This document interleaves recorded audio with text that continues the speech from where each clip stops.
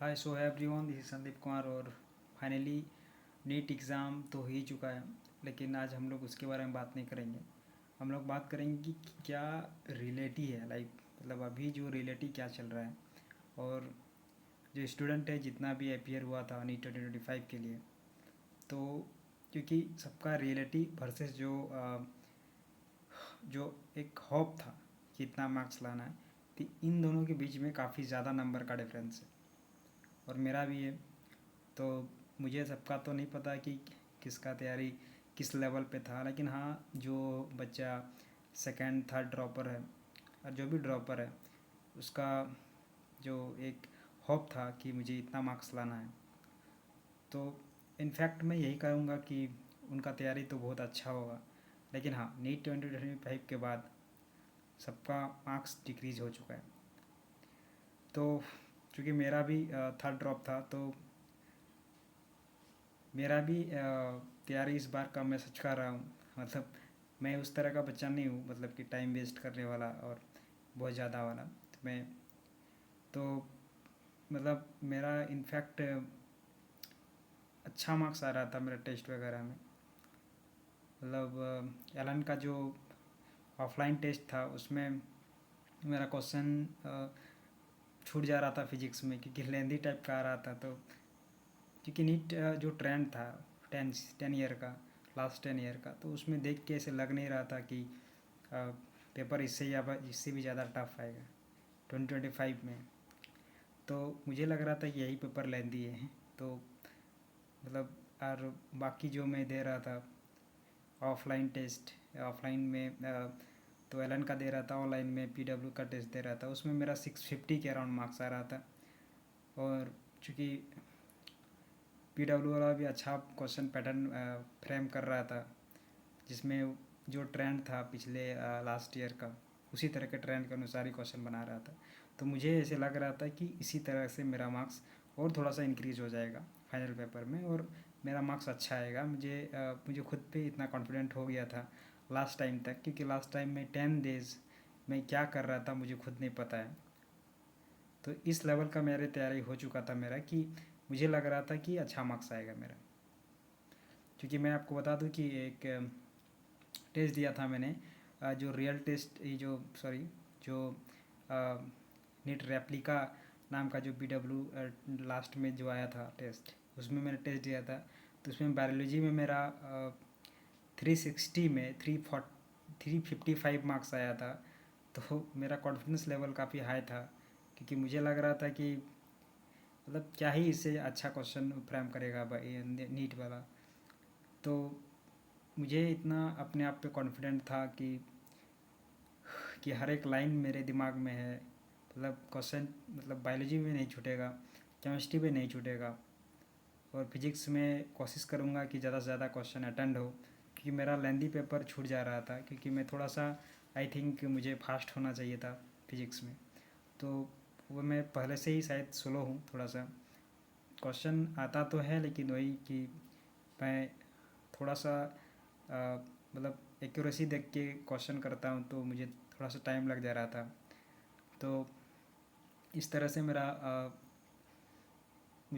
मतलब ये मुझे लग रहा था कि फ़िज़िक्स में कम से कम मुझे 40 क्वेश्चन मतलब विथ करेक्टली मुझे बनाना है, और अबाउट मतलब 150 प्लस मुझे अचीव करना है फाइनल पेपर में। फिर फिज़िक्स में और केमिस्ट्री बायोलॉजी में मैंने हाईएस्ट मार्क्स को कोशिश मतलब जितना पॉसिबल हो उतना कोशिश करने की मतलब था मेरा। तो इस तरह से मैंने मतलब मेरा टारगेट ही था 680 के आसपास। लेकिन जो हम लोग का होप था और जो रियलिटी है, उसमें आसमान ज़मीन का अंतर हो चुका है। फ़िलहाल मतलब अच्छा बच्चा जो मार्क्स 700 के अराउंड मार्क्स ला रहा था, उसका 650 भी अभी सॉरी 550 के अराउंड मार्क्स आ रहा है। तो ये जो गैप दिख रहा है काफ़ी बड़ा गैप है। कब हमको नहीं पता है कि सबका कैसे मतलब एग्ज़ाम गया है, लेकिन इतना पता है कि मतलब जो मेरा रिलेटिव्स का है, जो मेरा कांटेक्ट में है, जो भी मेरा फ्रेंड्स है, सब यही कह रहा है कि पेपर काफ़ी ज़्यादा वर्स्ट गया है। मतलब इससे ज़्यादा मतलब पूरे हॉल ईयर का जो मॉक टेस्ट वगैरह था, जितना भी था, जितना भी क्वेश्चन अटैम्प्ट किया, ऑफलाइन हो ऑनलाइन हो या फिर जितना मॉक टेस्ट वगैरह दिया, सबसे ख़राब पेपर यही रहा है। सो आई थिंक कि मतलब ये पेपर काफ़ी ज़्यादा ही लेंदी था। मतलब आई थिंक क्या मतलब ये तो सही बात है कि इससे ज़्यादा क्या ही बोलें कि 650 वाला मार्क्स जो बच्चा ला रहा था वो 500 में है। तो मतलब रियलिटी यही है कि अभी चूँकि मैंने अपना सारा क्वेश्चन को मैंने मतलब कैंसर की से मैच नहीं किया है, तो मेरा डिसाइडिंग फैक्टर फिजिक्स ही होगा। क्योंकि जो अभी जो ट्रेंडिंग में चल रहा है कि कट ऑफ वगैरह, तो हम लोग अज्यूम नहीं कर सकते। लेकिन हाँ, अगर उनको देखा जाए तो मुझे जहाँ तक लग रहा है कि अगर इस तरह का कट ऑफ जाए तो मेरा डिसाइडिंग फैक्टर फिजिक्स होगा। क्योंकि फ़िज़िक्स में मैंने कम ही अटेंड किया है। मतलब माइंड ट्रबल हो गया था मेरा मेरे पास टाइम रहते हुए मैंने फ़िज़िक्स अटेंड नहीं कर पाया। कुछ 10 मिनट के अराउंड टाइम था मेरा। लेकिन चूँकि जो तैयारी था वो अच्छा था, तो 650 प्लस का टारगेट था मेरा। और चूँकि बायोलॉजी में भी कुछ क्वेश्चन छूट गया था मेरा, 2-3-4 क्वेश्चन के अराउंड। केमिस्ट्री में भी आई थिंक 2-3 क्वेश्चन या 4 क्वेश्चन के अराउंड छूट गया था।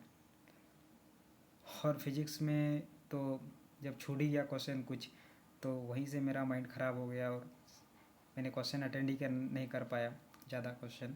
फिजिक्स में मेरा बहुत ज़्यादा क्वेश्चन छूट गया। सो मेरा डिसाइडिंग फैक्टर फिजिक्स ही होगा।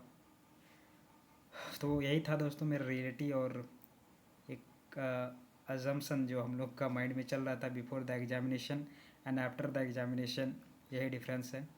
सो आप लोग भी कमेंट में बताइए कि आप लोग का तैयारी किस लेवल का था और क्या आप लोग चाह रहे थे कि कितना मार्क्स आएगा पिछला ट्रेंड को देखते हुए। मतलब 23, 24, 22 जो कि अभी सबसे ईजी पेपर था उसमें 22 में। तो बस यही रिलेटिव है और हम लोग बात करेंगे बाद में भी। लेकिन यही है कि मेरा डिसाइडिंग फैक्टर फिजिक्स होगा। तो आप लोग को बताइए कि कमेंट में कि आप लोग का डिसाइडिंग फैक्टर क्या होगा, कितना किस में मार्क्स आ रहा है। और सब ठीक है, बस टेंशन लेना नहीं है, चिल करना है अभी फ़िलहाल। बाकी देखते हैं कि क्या होता है कट ऑफ में, इसके बाद आगे सोचा जाएगा। लेकिन फ़िलहाल तो यही है कि जो रियलिटी है उसको एक्सेप्ट करना है। और कितना मार्क्स आ रहा है ये कमेंट में बताइए आप लोग। और क्योंकि मैंने काउंट नहीं किया क्योंकि हिम्मत ही नहीं हो रहा है मेरा फ़िलहाल। तो मुझे लग रहा है कि फिजिक्स, केमिस्ट्री और बायोलॉजी में अच्छा ही मार्क्स आएगा। क्योंकि मैंने मतलब अच्छे तरह से ही उसको बनाया था, टाइम दे के ही बनाया था। लेकिन फिजिक्स में पता नहीं, फिजिक्स में डिसाइडिंग फैक्टर होगा मेरा। तो आप लोग बताइए कि आप लोग का कौन सा डिसाइडिंग फैक्टर है, कितना मार्क्स आ रहा है फिजिक्स, केमिस्ट्री, बायोलॉजी में, और कितना मार्क्स आ रहा था आप लोग का मॉक टेस्ट में, और क्या अजम्पशन था कितना मार्क्स आएगा। So thank you and that's it. और फाइनली हम लोग फिर से मिलेंगे। So thank you very much.